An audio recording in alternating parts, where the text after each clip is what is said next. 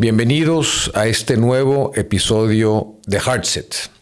En esta ocasión les presento una plática que di al estilo TED Talk en el auditorio Luis Elizondo, donde el TEC y el EGADE me invitaron a brindar las palabras, la conferencia principal, el mensaje a los egresados de sus programas de educación ejecutiva y de maestrías. Espero que sea de su agrado. Gracias. Muchas gracias, buenas tardes. Muchas gracias a Víctor, a Martín, a Ida, que les deseo que se recupere pronto, por esta invitación, a todo el staff del TEC, y a ustedes muchas gracias por escucharme unos minutos y felicidades nuevamente por esta grabación de estos programas especiales.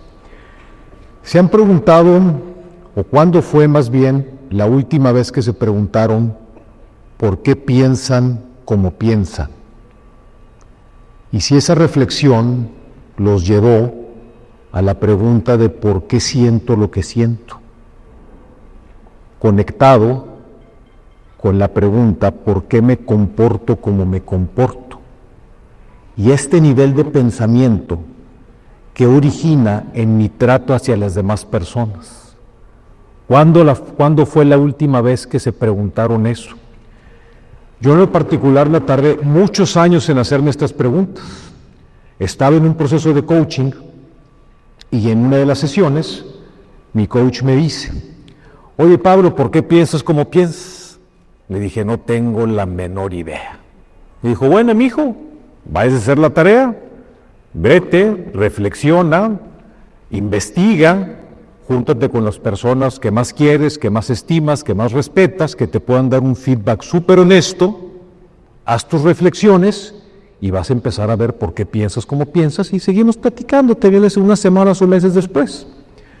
Hice la tarea, como buen coachí, y me encontré con respuestas que me rompieron el alma, que me partieron el corazón.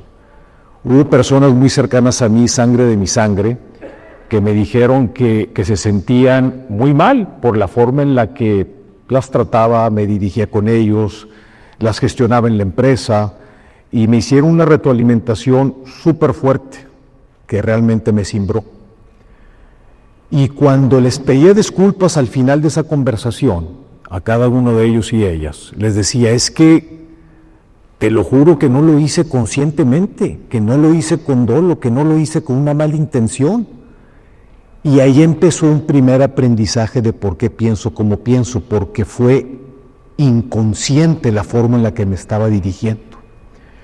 Entonces me puse a hacer la tarea más a detalle y me encontré que muchas de mis creencias y de mis juicios y de mis valores y de mis paradigmas e inclusive de mis emociones eran de otros, o eran de mis padres por la primera infancia que tuve, lo que metí al CTU, o eran de la escuela, de la educación que tuve, o eran de amigos muy cercanos, o eran después de la carrera que estudié en el TEC y la maestría que estudié en el TEC, por la forma en la que estaban estructuradas las materias, o eran de algunos profesores que admiraba mucho, o de unos gurús, o de artistas, o de autores de libros, o de personas de Hollywood, o de cantantes que influenciaban mucho mi vida. O sea, había un constructo cultural del cual yo había adoptado ideas que no eran mías y simplemente las estaba pasando hacia adelante sin reflexionar, sin meterle pensamiento crítico de la corteza prefrontal de por qué pensaba como pensaba. Y ahí completé la mitad de la tarea. La otra mitad de la tarea, yo estoy estudiando psicología, estoy por terminar la carrera, mi segunda carrera, y también me gusta mucho la filosofía. Y entonces soy fan del psicoanalista Carl Jung, una de las mayores mentes que ha dado la humanidad. Y Carl Jung acuñó los conceptos del arquetipo y del inconsciente colectivo. Yo dije, bueno, ¿qué arquetipos, qué figuras primigenias vienen de toda la historia, pasando de cultura de generación en generación, y qué elementos del inconsciente colectivo los tengo yo en mis sistemas de mis programaciones y creencias? Me voy a remontar a más 400 años para atrás, muy rapidito, que creo que es un tema que está afectando tal cual el inconsciente colectivo de la humanidad. Voy a empezar con Descartes, el maestro René Descartes en la Ilustración, siglo XVII. René Descartes dijo, pienso, luego existo.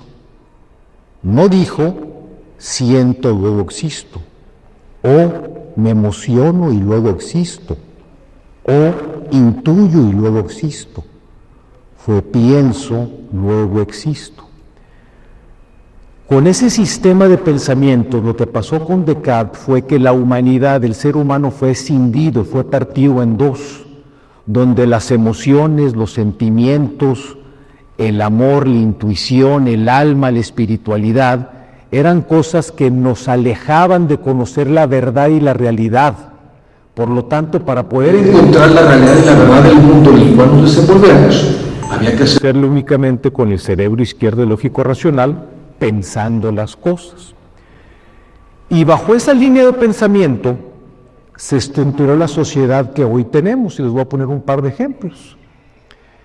¿Qué esquema educativo o en los trabajos que todos ustedes tienen somos recompensados, pagados, promovidos, ascendidos o certificados por tener emociones que ayudan al prójimo, por tener una intuición que nos ayude a hacer mejor nuestro trabajo, por cultivar la sabiduría emocional, por hacerle el bien a los demás? Lo que se nos califica aquí, en la escuela y en la chamba, es tú dame el número y métele un pensamiento lógico para sacarlo adelante. No hay materias que nos recompensen eso, no fuimos educados así. Fuimos educados para cultivar nuestro pensamiento analítico con el cerebro izquierdo. La parte emocional, la parte del alma, la parte intuitiva viene escondida desde el siglo XVII, de los modelos educativos y de las empresas. A mí entrégame el número y entrégame el resultado, punto, olvídate de lo demás. Con esa línea de pensamiento donde la razón estaba en el centro, llegó la primera revolución industrial en los finales del siglo XVIII, 1700 y cacho. Y la corona inglesa asignó a la Compañía Neerlandesa de las Indias Occidentales, y asignó la trata de esclavos. Le dijeron, mira, llevé por algunas personas, cientos de miles de personas a África, y tráetelas para venderlas acá para abastecer los campos, por la migración que hubo de talento de los campos a las empresas, y tráetelas también para las empresas porque no completamos en las fábricas que están nacientes. Y ese fenómeno de la trata de esclavos del África para abastecer la mano de obra de la primera revolución industrial fue denominada por el economista John Commons en su libro La distribución de las riquezas. Ese fenómeno lo denominó recursos humanos o capital humano.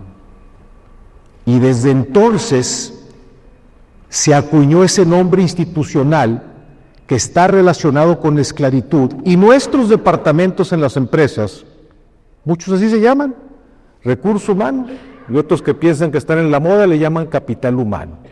Y lo que está pasando es que en la primera revolución industrial, lo que se puso en el centro del pensamiento fue a la empresa, a la máquina, a la productividad, a la rentabilidad, y en la periferia nos aventaron a nosotros, a las personas, ¿como qué? Como un recurso, como un medio, como un capital. Y se empezó a cosificar la agenda en la cual nos relacionamos unos con otros. Un par de ejemplos. Si vemos un estado de resultados de cualquier empresa en la que trabajamos, ¿cómo aparecemos nosotros clasificados? ¿Como gasto o como costo? Porque somos vistos como unos recursos.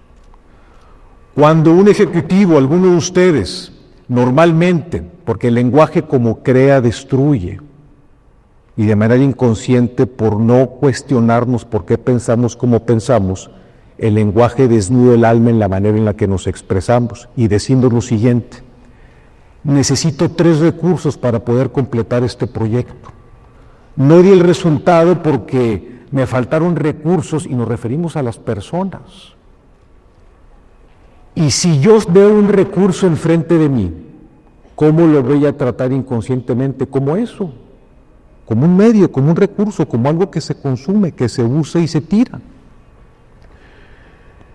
Tenemos que cambiar el lenguaje para poder cambiar el nivel de conciencia y empezar a entender mejor por qué pensamos como pensamos. Con ese sistema de pensamiento que ahorita lo que está en el centro de la conversación es la inteligencia artificial y nosotros seguimos en la periferia.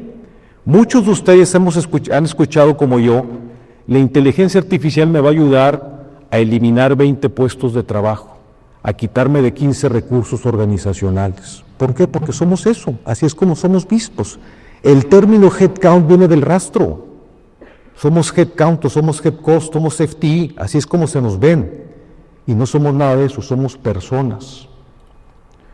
Después de la primera revolución industrial y a la fecha, moviéndome a principios del siglo XIX, entra el maestro Darwin.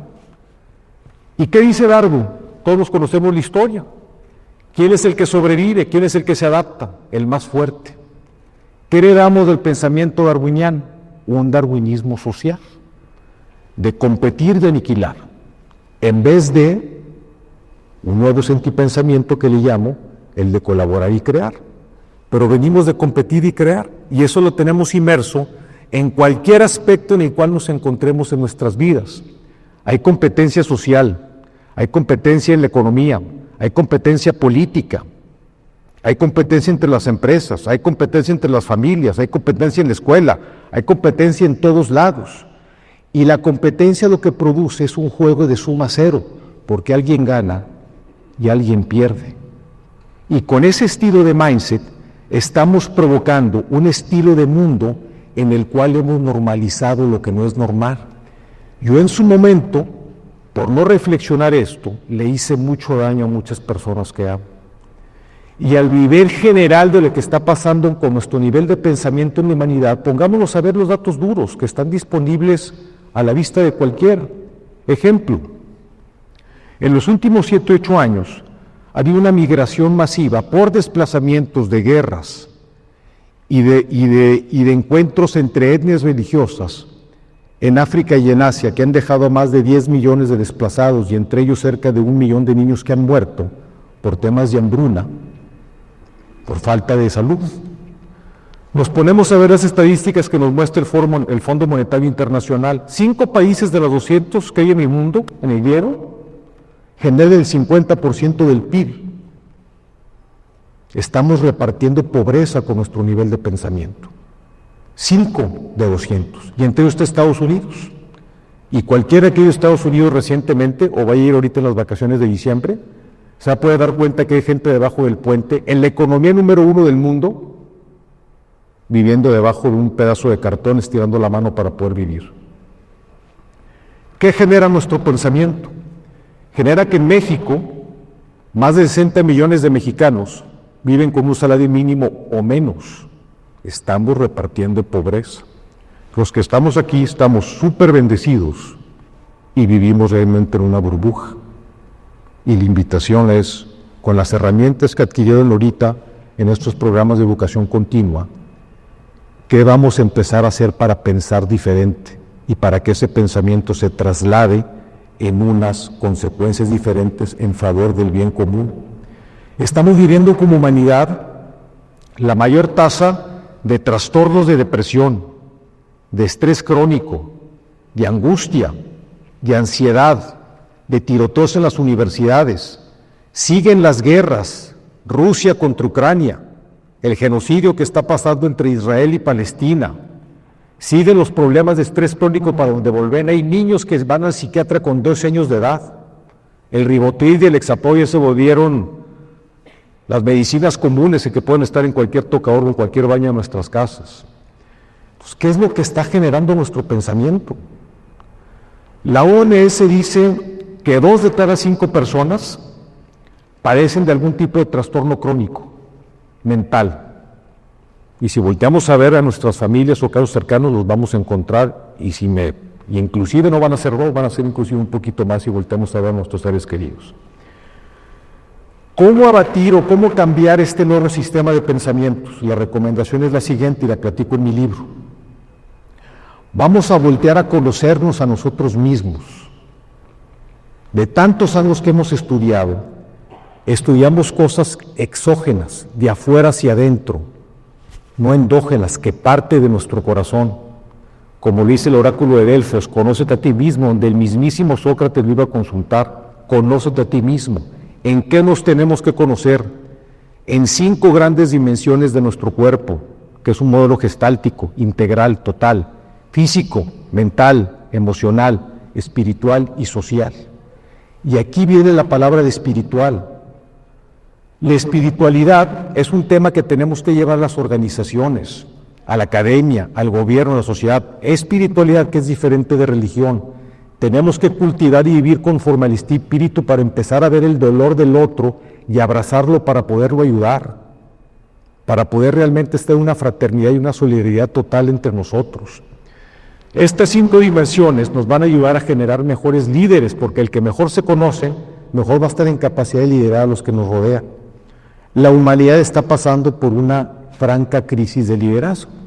Esa crisis de liderazgo está soportada en su base por una crisis de ética, porque hemos normalizado lo que no es normal. Hemos normalizado el narcotráfico, la distribución de la pobreza, la falta de medicinas, la falta de oportunidades, el estrés crónico, los problemas en la casa, que la pareja trabaje, dejando al chamaco o los niños a merced de quién sabe quién estudiando y quién sabe cómo creciendo sus capacidades emocionales. Y la falta de ética está soportada por una crisis de espiritualidad en la humanidad. Y eso lo podemos retomar si crecemos y nos conocemos integralmente hacia nosotros mismos. Cruzado por 3 grandes capacidades que tenemos en nuestra esencia del ser. Nuestro pensamiento crítico, que este tipo de estudios al que fueron expuestos nos ayuda a generar pensamiento crítico. La sabiduría emocional, que va más allá de la inteligencia emocional, porque la inteligencia emocional es cómo yo manejo y conozco y reacciono mejor mis emociones. La sabiduría emocional es cómo ver las emociones de enfrente y soy empático con esa persona para poderla ayudar. Y tercera, la intuición, que es una capacidad del alma. 5 dimensiones del ser, con nuestras 3 competencias englobadas en un paraguas de un para qué. ¿Cuál es ese para qué? Un propósito por el bien mayor. Los que tenemos la bendición de estar aquí sentados, con todas las oportunidades que hemos tenido en nuestras vidas, un trabajo, estudios, una familia, alimento, salud, volteemos a utilizar estas herramientas por el bien común, preparándonos hacia nosotros y abrazando a las personas que tenemos enfrente por el desarrollo integral de quienes nos rodean. Les dejo con esta frase que me encanta muchísimo del filósofo lituano Emanuel Levinas del siglo XX. Soy responsable de todo en todos. Soy responsable de ti desde el momento en el que te veo. Gracias.